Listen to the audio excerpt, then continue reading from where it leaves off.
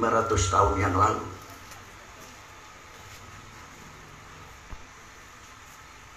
Tertera di dalam kitab Jami' Karamatul Aulia,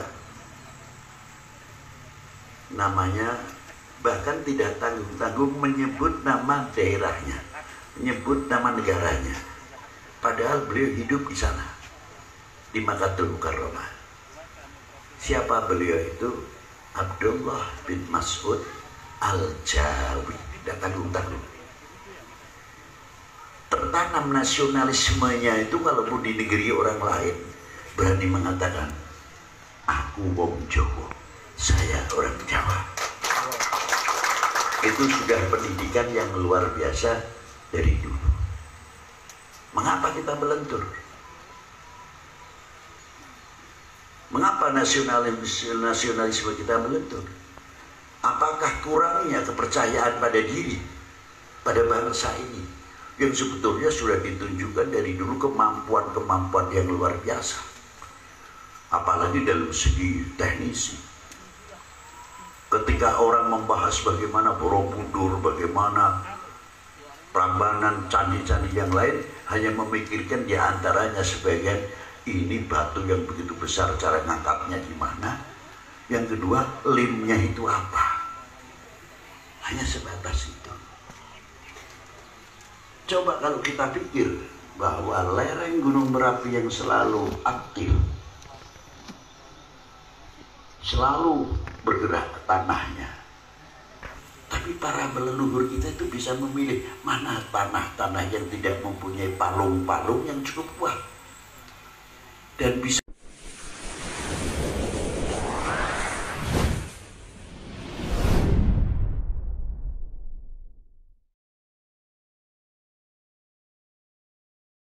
agar bisa melindungi warga Kabupaten Cirebon, bahkan bisa berkembang dari kita dan untuk kita semua. Pak Kadin titip ya Pak, bukan hanya pelaku usaha sektor infrastruktur saja, tetapi para pelaku UMKM ini juga sebetulnya soko guru kita. Saya betul-betul kehilangan saat ada tokoh yang saya idolakan dari UMKM Kabupaten Cirebon sudah lebih dahulu menemui Allah Subhanahu wa Ta'ala. Pak Haji Nemo, betul ya ibu bapak sekalian? Beliau adalah tokoh karismatik yang memang sangat concern dengan urusan KUMKM, tetapi ternyata Allah memanggil beliau terlebih dahulu. Maka mudah-mudahan dengan kehadiran kita di sini, dengan mewujudkan UMKM Kabupaten Cirebon, kita bisa memberikan sesuatu yang membanggakan beliau pada saat beliau ada di atas sana. Jadi sekali lagi terima kasih banyak atas kesempatan yang diberikan kepada saya. Saya tidak ingin memberikan sesuatu yang artinya menggurui ibu bapak sekalian. Saya manusia biasa, saya belajar. Dan saya orang yang bukan dari Cirebon, bangga dengan Cirebon. Harusnya ibu bapak yang orang Cirebon harus bangga dengan Kabupaten Cirebon. Itu saja, terima kasih. Wassalamualaikum warahmatullahi wabarakatuh. Waalaikumsalam.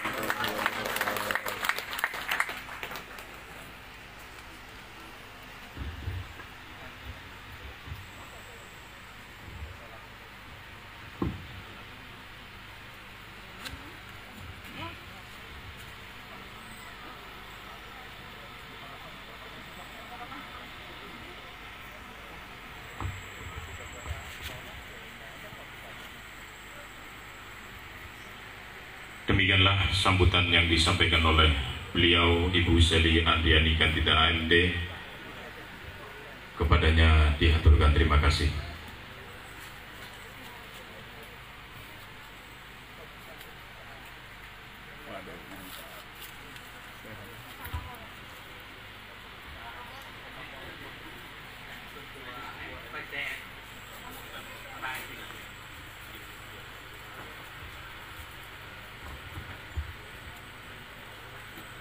Hadirin Bapak Ibu tamu undangan sekalian yang berbahagia, sambutan berikutnya akan disampaikan oleh beliau Kiai Haji Abdul Aziz Hakim Syairozi selaku Ketua Tanfidiyah Pengurus Cabang Nahdlatul Ulama Kabupaten Cirebon.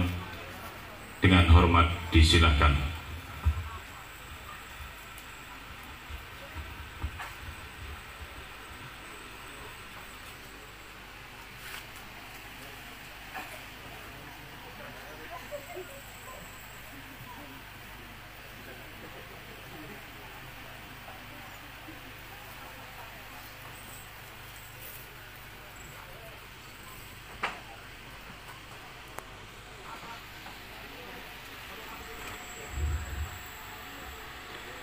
Assalamualaikum warahmatullahi wabarakatuh. Assalamualaikum warahmatullahi wabarakatuh. Bismillah walhamdulillah. Wassalatu wassalamu ala rasulillah wa ala alihi wa sahbihi wa man ittaba'a sunnatahu wa jama'atah min yaumina hadha ila yaumin nahdah. Amma ba'd. Hadratul muhtaramin, para alim ulama, para kiai yang rawuh dan hadir datang majlis yang insya Allah diberkati oleh Allah SWT. Amin ya rabbal alamin.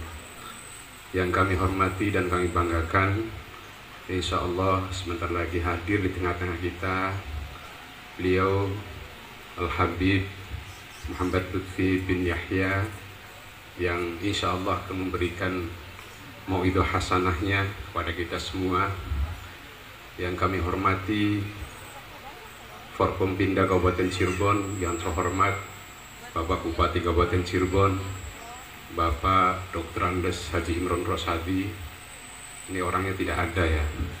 Saya sebetulnya untuk kita perjuangkan ruhnya kepada saat sekarang ini.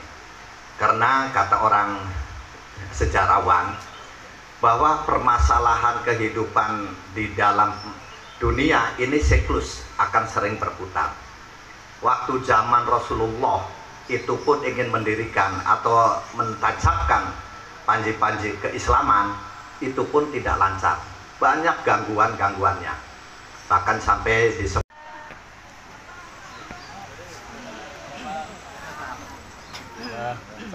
Assalamualaikum. Sehat. Alhamdulillah, Bah. Ya Nabi Muhammad. Allahumma sholli. Alhamdulillah, Dad. Bismillahirrahmanirrahim.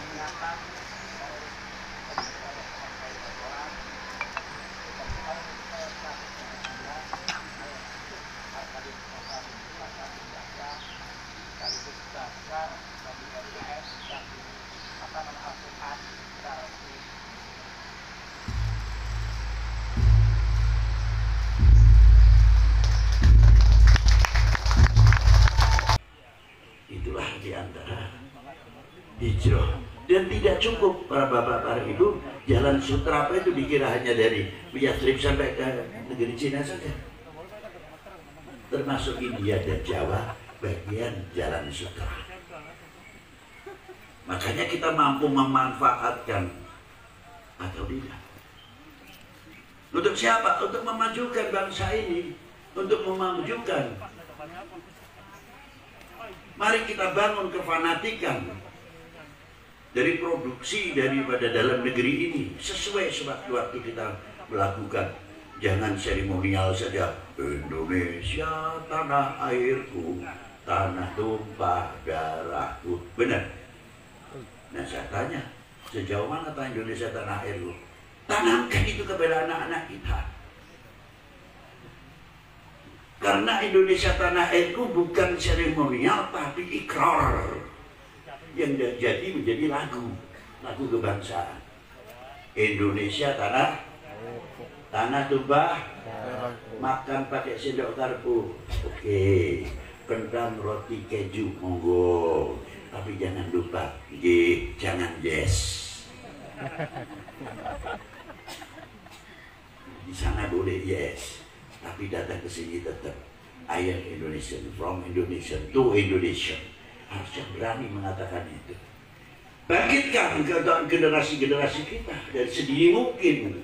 Jangan sampai nanti sekian puluh tahun lagi melentur ke Indonesiananya. Apakah bisa maju kalau sudah melentur nasionalisme dan memiliki kepada republik ini? Kita mesti berpikir sekarang ini kecintaannya. Tapi kalau Indonesia tanah airku melekat, bukan sekadar tanah airku, tapi apa yang ada tumbuhan dalam mimpi pertiwi. Kita sudah tidak perlu lagi ayam Bangkok, no, tapi apa yang ada ayam Indonesia. Setuju? Setuju. Ganti dong yang setuju saja. Enak saja. Berak di sini, netas di sini, makan di sini.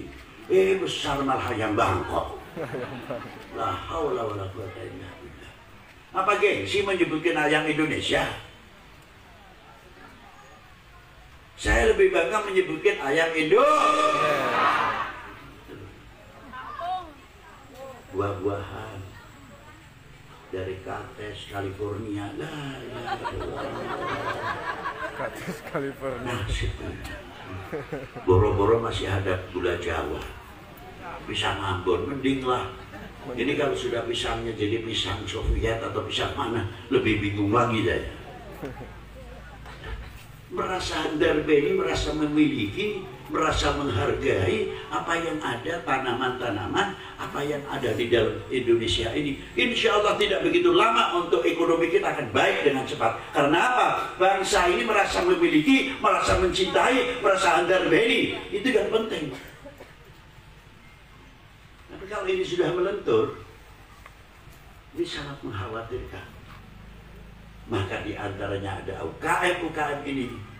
Cobalah untuk membangkitkan setiap tahun kita galang.